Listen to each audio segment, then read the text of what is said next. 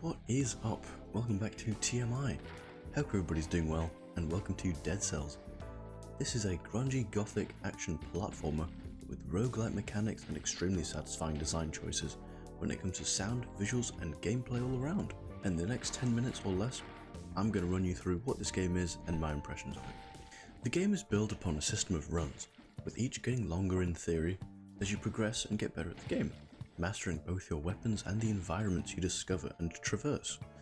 Talking of weapons, the game has loads of them, 188 to be precise. As you go through the levels each run, you can pick up various weapons and equipment, only being able to hold 2 of each at once, although you do unlock some additional inventory space as a backpack to store more weapons later in the game. With so many weapons in the game, and each of them having unique combo attacks, weapon synergies, and random effects, like bleed, poison, throwing a bomb when you attack, you name it, as well as the range of secondary abilities or skills, ranging from a list of grenade types to crossbow turrets and an egg that turns you into a chicken for a brief period of time. There really is something here for everyone. Honestly, you can approach your run with any playstyle you want, granted of course that you have what you want unlocked, and are lucky enough for it to spawn in your runs or even at the beginning. But even if you don't get exactly the things you want, you can still tailor what you find to how you like to play, whether that's close up and lots of damage with daggers, swords and grenades, from range with a bow or 2 bows even, and bow turrets, or a synergy of the 2 maybe. This game really does empower you to play the way you want to, and makes almost any loadout combination viable. To get through each run, you will spend most of your time fighting through procedurally generated environments, showering yourself with souls each time you defeat an enemy. You can approach the different levels in a multitude of ways, completing levels as fast as possible by fighting swiftly in order to get to the exit door, or carefully exploring and collecting more souls by defeating all the enemies and finding the collectibles in the environment. The game rewards both of the playstyles during the save points between levels, where you can spend your souls and gold to purchase upgrades, weapons and cosmetics you've unlocked, as well as replenish your health and refill your healing flask, as well as collecting these rewards mentioned by completing challenges in the previous level. Like I mentioned, the game rewards both speedrun approaches and slower methodical gameplay. It does this by having 2 doors at the beginning of these in-between levels that open for you if you complete one of 2 challenges, or both if you're able to. One is a challenge of defeating a certain number of enemies without dying or taking damage, and the other is a challenge to complete the level under a certain amount of time. While being able to do both is ideal in securing all possible rewards, it is nice to not be completely punished for going with either playstyle. Moving on though, we'll mention boss levels.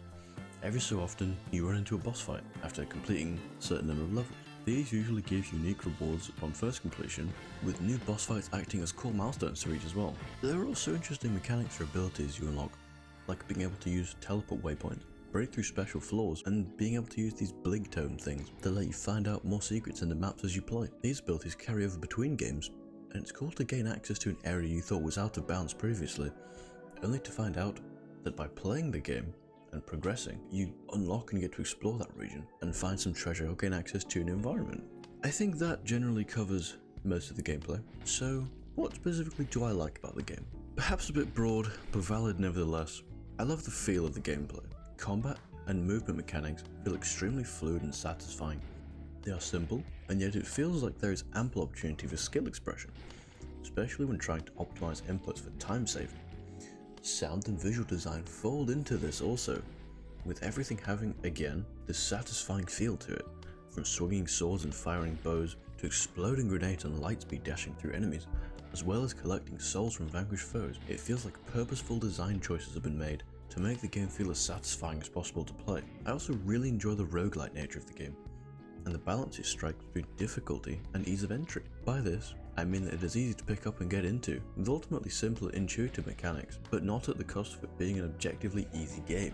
I myself have been playing for a bit now, and I've not gotten even halfway through the base game on normal difficulty, and yet I'm having a blast finding weapon and skill combos I enjoy playing, creating strategies in my head for getting through different environments and fighting specific enemies or bosses as well. You really feel it every time you lose a run and have to start back from the beginning. But having the things you buy carry over, and being able to buy more things that carry over between runs, makes it just that bit easier to get a feeling of progression even when you do die. And as such makes the game a lot less of a rage game, for me personally at least. Ultimately as well, this adds to the satisfaction of the gameplay for me, because it doesn't feel like a kick in the nuts every time you die, or like a bit of a light slap that you still feel but isn't as bad by any means. And for a final thing I like, because 3 is a nice number for this kind of thing. I really like the cosmetics in the game. You start off with some basic ones, including some recolors, a snowman, and one that's definitely not Santa Claus. And you can unlock loads of others through gameplay, including some inspired by the bosses you kill.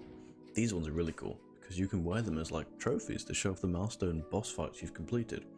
There's also really cool different alternative head designs. Most of them are kind of different in their own ways, and they're all cool takes on the idea that your character has no head, which isn't something I mention much. However, they're pretty cool cosmetic options. So is there anything I dislike about the game? When I think about it, nothing major. If there's one thing that I would say is a pain point, it's the slight forcing of DLC in the way that there's certain parts of the environment where you can explore a little bit into, and then you'll reach a door, but to get through the door, you need to have the DLC unlocked. And while I can see how this is kind of a decent way to show off the visual design of the new DLC, it feels a bit bad, especially when going for those speedrun routes the first time, when you're unfamiliar with these DLC coded environments, but you spend like an extra 10-15 seconds trying to traverse this to get to the door, because it's not clear at first if you don't know, and then you've wasted that amount of time, and then you go to the top, maybe you take some damage, so you lose your streak, and also you waste time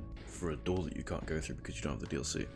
And while I don't think there's anything too wrong with this, with the game rewarding the mechanics of the kill streak and the time saving, then it feels a bit bad sometimes. But it feels a bit bad the first time when you don't know and you stumble on these DLC doors and you waste time or ruin your streak, like I say. But it's kind of a little point, and then like I say, you can recognize them much faster in later runs to just avoid them. That's not really a major thing, and apart from that I can't think of anything that I dislike about the game. So what are my final thoughts? What do I think in general? Honestly, this is a pretty sick game. It feels so satisfying to play in every aspect, and I just love how it feels like you can approach it in almost limitless ways, changing your playstyle so you don't get bored even mid-run, and how doing that is still a viable way to progress through the game. But I mean, it doesn't feel like anything in the game is particularly weak, so if you like something, there is definitely a playstyle that can make it work, with the number of weapon and skill synergies especially. Should you buy it then? Well, as of making this video, DeadCells is currently £22 on Steam, but it seems to regularly go on sale for 50% off if you take a look at SteamDB. And if you can't get it at that price, I would definitely pick it up and give it a go. It's a load of fun, and so easy to play, either in short snippets or for hours at a time. But yeah, that's DeadCells. Hope you've all enjoyed this installment of TMI.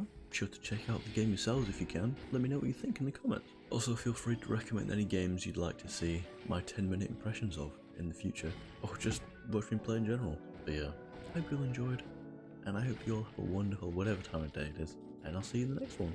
Ta-da!